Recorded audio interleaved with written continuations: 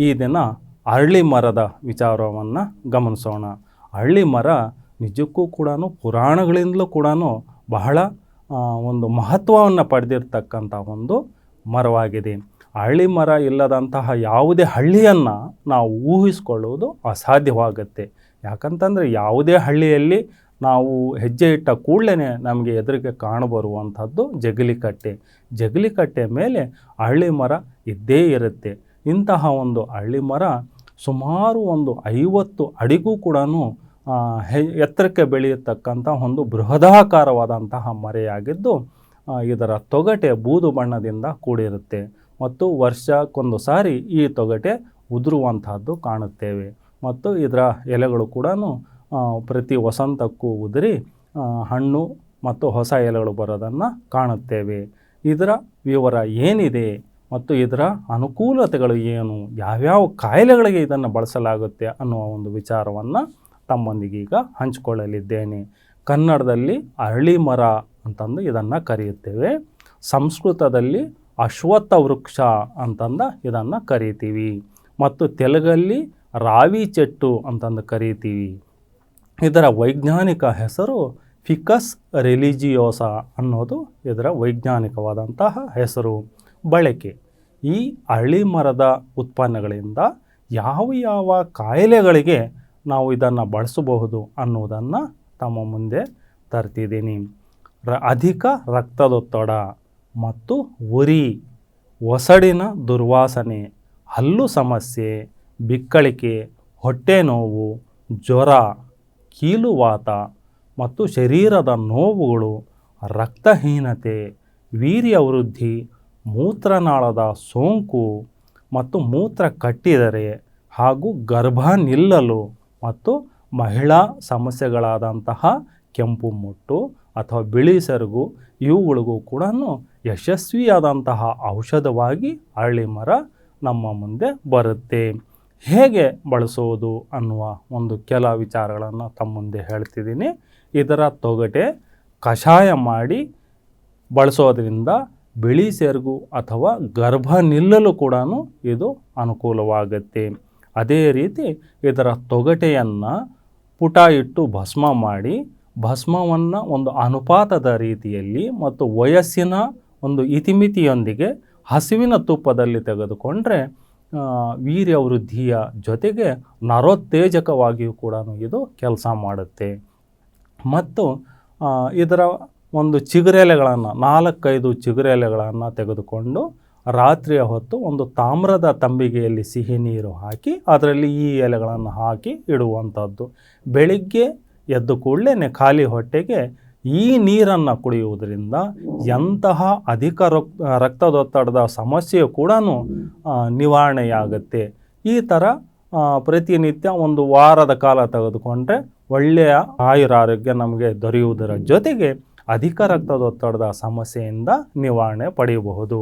ಅದೇ ರೀತಿ ಇದರ ಎಲೆಯನ್ನು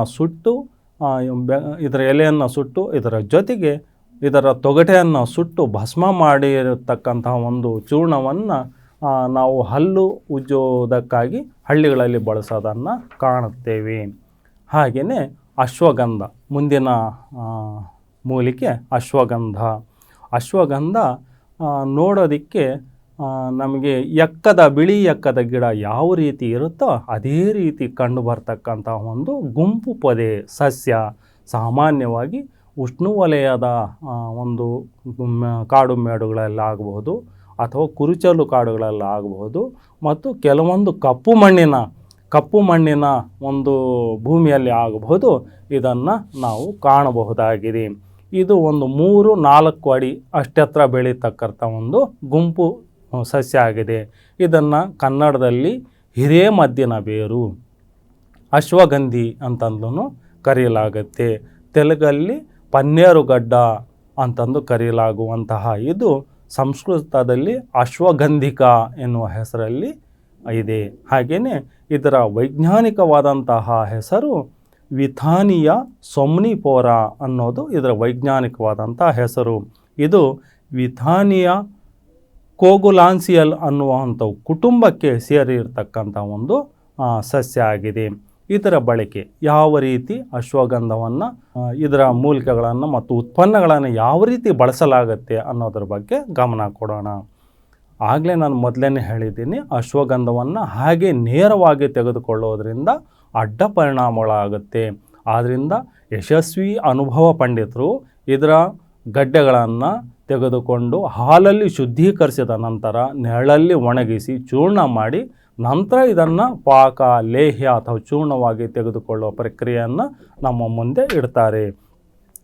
ಯಾವ ಕಾಯಿಲೆಗಳಿಗೆಲ್ಲ ಇದನ್ನು ಬಳಸಲಾಗುತ್ತೆ ಅಂತಂದರೆ, ಅಶ್ವಗಂಧವು ವೀರ್ಯವೃದ್ಧಿ, ನಿರುತ್ಸಾಹ, ನಪುಂಸಕತ್ವ ನಿವಾರಣೆ, ನರೋತ್ತೇಜಕವಾಗಿ, ನರ ದೌರ್ಬಲ್ಯಗಳಿಗೆ, ಹೃದ್ರೋಗ, ಸ್ಥೂಲತೆಗೆ, ರಕ್ತಹೀನತೆಗೆ, ತುರಿಕೆ, ದಮ್ಮು, ಅಸ್ತಮ, ಎಲುಬು ಕ್ಷಯ, ಸ್ತ್ರೀ ಎದೆಹಾಲು ಹೆಚ್ಚಿಸಲು, ಮಾಂಸಖಂಡಗಳ ಅಶಕ್ತಿಗೆ, ಅರ್ಧಾಂಗವಾಯು ಮತ್ತು ತಲೆ ತಿರುಗುವಿಕೆ ಹಾಗೂ ಸೊಂಟದ ನೋವುಗಳಿಗೆ, ಹೀಗೆ ಅನೇಕ ಕಾಯಿಲೆಗಳಿಗೆ ಅಶ್ವಗಂಧವನ್ನು ತೆಗೆದುಕೊಳ್ಳುವುದನ್ನು ನಾವು ಗಮನಿಸುತ್ತೇವೆ.